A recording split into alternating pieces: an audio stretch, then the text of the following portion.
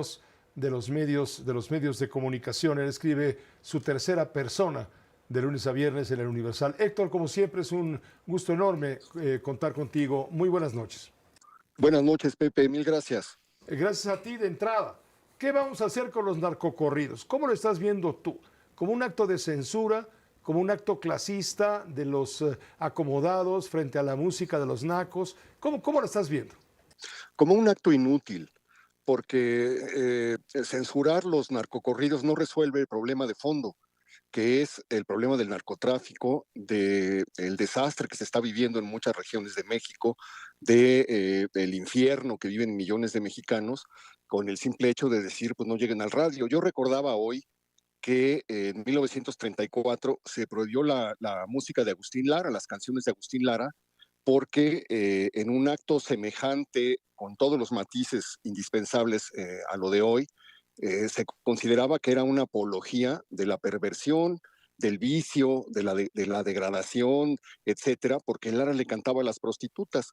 Prohibieron las canciones de Lara en el radio, alguna canción, Palabras de Mujer, prohibieron en la Secretaría de Gobernación que las estaciones de radio emitieran esta canción. En la SEP se prohibieron las canciones porque se pensaba que si los niños escuchaban las canciones de Agustín Lara, que le cantaba a las prostitutas, sería un acto en el cual estaban atentando contra la niñez. La Liga de la Decencia, hubo un congreso en 1934 de mujeres intelectuales que llamaron a boicotear las canciones de Lara. Todos conocemos las canciones de Lara, la letra de Aventurera, Vende caro tu amor, la de Yo sé que es imposible que me quieras, que tu amor para mí es imposible porque porque cambias tus besos por dinero, etcétera. Entonces le cantaba Lara, venía de los bajos fondos del México de los 30, de los finales de los 20 y principios de los 30, y le cantaba algo que estaba muy sancionado,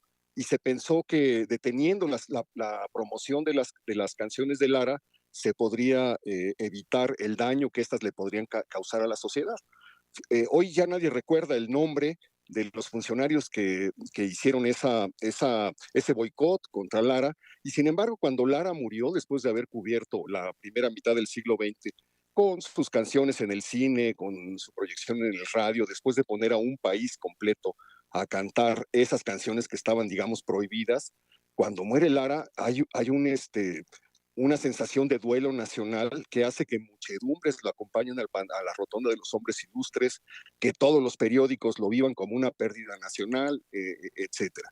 Con todos los matices, porque estamos hablando de un problema criminal en México, pero con todos los matices, pues fue inútil la prohibición de esa música que en ese tiempo se consideraba que era una apología del vicio, como hoy se considera que los narcocorridos son una apología del crimen, pero creo que a las autoridades se les pasa por algo alto, les pasa por alto algo, que es el corrido siempre ha expresado momentos de crisis de México desde el siglo XIX y siempre ha sido transgresor, es una tradición, es una narración no oficial de cosas que vive México.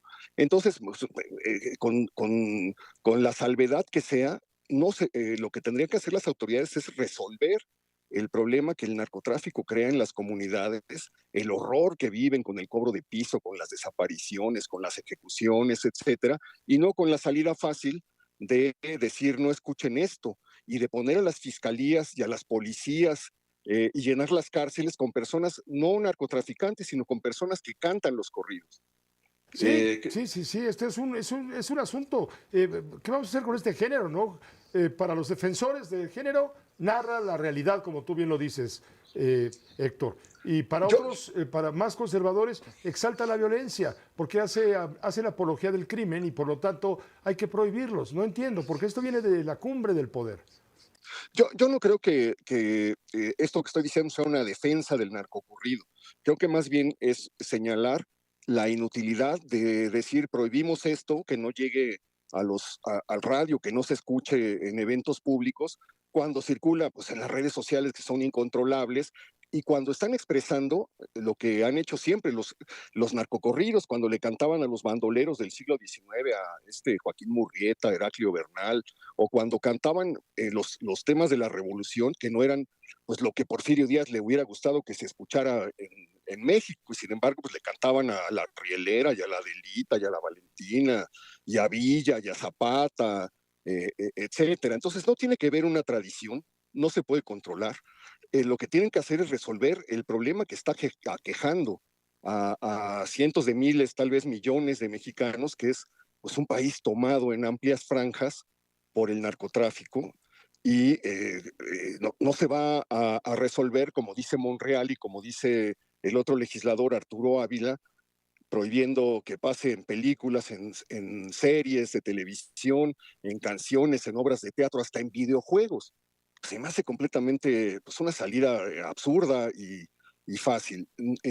No estoy haciendo una defensa del narcocorrido o de que se proyecten imágenes del Mencho en un concierto. Simplemente estoy señalando la precariedad intelectual de las personas que creen que esto va a resolver un problema. Dice Sheinbaum, no hay prohibición, lo que queremos es que se cambien los contenidos de la música. Pues fue exactamente lo que en 1934 quisieron hacer con las canciones de Agustín Lara, que expresaron a una sociedad y un tiempo.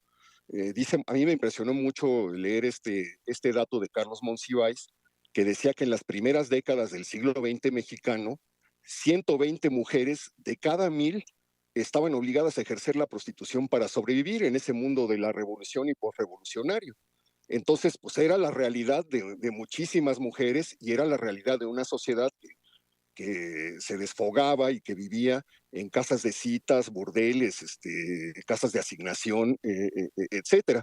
Y el gobierno dijo, pues, vamos a evitar que esto se exhiba en los medios, en la radio, etcétera, y en lugar de resolver el problema de esas mujeres, ¿no? Pues Héctor, te agradezco mucho el que nos hayas acompañado para darle otra revisada a todo este tema que sin duda está a debate, no solamente en las redes sociales. Un abrazo muy grande, Pepe, gracias. Otro para ti, gracias. Muy buenas noches al doctor, bueno, no es doctor, al periodista, quise decir, escritor, Héctor de Mauleón, columnista del Universal, en tercera persona. ¿Qué hacemos con los narcocorridos?